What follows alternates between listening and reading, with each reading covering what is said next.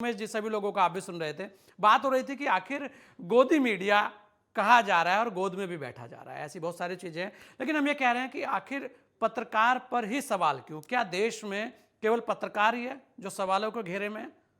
क्या राजनेता सभी सही हैं? ये भी एक बात है, क्योंकि आपने एक ऐसा चलन कर दिया आज कि हर किसी को कहीं ना कहीं पत्रकार, चाहे वो प्रिंट मीडिया का है चाहे कहीं का भी है, उसके ऊपर सवाल खड़े कर दिए हैं। और दोनों तरफ से, ऐसा नहीं है कि इसमें भाजपा नहीं है या इसमें कांग्रेस नहीं है। मैं फिर कह रहा हूं कि कुछ लोगों को लगता है कि सब कुछ अच्छा चल रहा है, लेकिन कुछ लोग ऐसे हैं जिनको लगता है कि बस पूरा अंधेरा ही अंधेरा है और कुछ हुआ ही नहीं है। क्या कहेंगे आप जी? देखिए संजय जी, मैंने 30 साल हो गए लगभग पत्रकारिता में से दिल्ली में जी और जहां से ये शब्द आया है, हमारे गुरु गोविंद सिंह जी ने बता दिया, एम्बेडेड जर्नलिज्म का, वो सेना से जुड़ा हुआ शब्द है। बट जी हाँ, मोदी शब्द से जुड़ा था और उससे जोड़ करके गोदी बना दिया गया। ये तो एक ठीक है, अच्छी जो भी है उन्होंने जिन्होंने किया।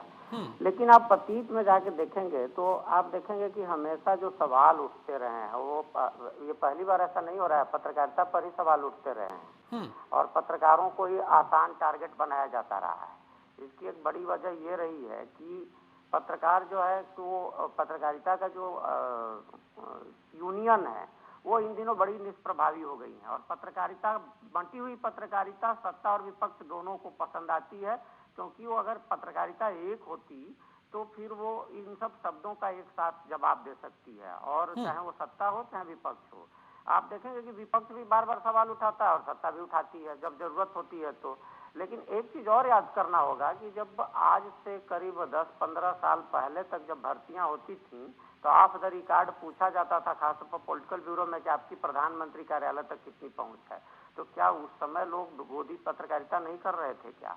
या उन दिनों में भी आप देखेंगे कि प्रधानमंत्री के साथ जो स्पेशल ब्रीफिंग होती रही, उन ब्रीफिंग में आप जाके देखेंगे कि कुछ सवाल नहीं पूछे गए। ये पूछा गया कि सचिन का सैकड़े पर क्या आपकी प्रतिक्रिया है। तो ये पहले से चला आ रहा है, जिसको पत्रकारिता करनी है वो करता रहा है और जिसको नहीं करनी है और जिसको जिस तरह से सेटिंग करनी है वो करती रही है, करते रहे हैं लोग। एक बड़ी छोटी सी घटना आपको बताता हूँ कि कुछ साल पहले विदेश मंत्री थे नटवर सिंह, मनमोहन सिंह सरकार में विदेश मंत्री थे और संसद का सत्र चल रहा था, बजट सत्र, और वो जब बाहर आए कुछ बोलने के लिए तो तमाम पत्रकारों ने घेर लिया। तो उन्होंने कहा कि no, I will not talk with everyone, I will talk with someone else, और उन्होंने एक स्पेशल नाम जिसको मैं यहाँ लेना नहीं चाहता लिया था। तो क्या वो पत्रकारिता जिस चैनल का या जिस अखबार को उन्होंने नाम लिया था वो क्या गोदी नहीं था? अगर आज के ही संदर्भों में देखें तो ये बड़ी व्यापक है। लेकिन मूल में जो आपका सवाल है कि ये पत्रकारों पर सवाल क्यों उठ रहा है, क्योंकि ये पत्रकारों के बीच आपस में जो इतना विभाजन हो गया है, जिसको अंग्रेजी में वर्टिकल डिवीजन कहते हैं। तो जो वर्टिकल डिवीजन हो गया उसमें क्या होता है कि खुल करके विरोध पत्रकारों पर होने वाले हमले का समूचा होलिस्टिक व्यू में नहीं हो पाता है। आज से 10 साल पहले जब हम लोग रिपोर्टिंग करते हमने देखा है, ऐसा नहीं है कि उन दिनों पत्रकारों की अपनी अपनी विचारधारा नहीं होती थी, लेकिन जब पत्रकारिता का सवाल आता था, जब ऐसे सवाल उछलते थे तो खुल करके एक साथ सब लोग मिल के या तो जवाब देते थे या बाइकाट कर देते थे। मैंने बड़े बड़े प्रेस कॉन्फ्रेंस देखी है कि बड़े बड़े लोगों की, बड़े बड़े मंत्रियों को लोग बाइकाट कर देते थे कि आप ऐसे कैसे बोल रहे हैं।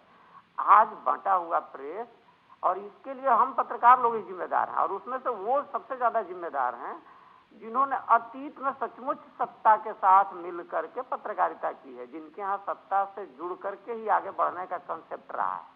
नहीं, कहीं ना कहीं बिल्कुल उमेश जी, कहीं ना कहीं वो व्यक्ति जिन्होंने कहीं ना कहीं से तो ये परंपरा डाली, वो कुछ तो थे और जिसका खमियाजा शायद आज भुगतना पड़ रहा है।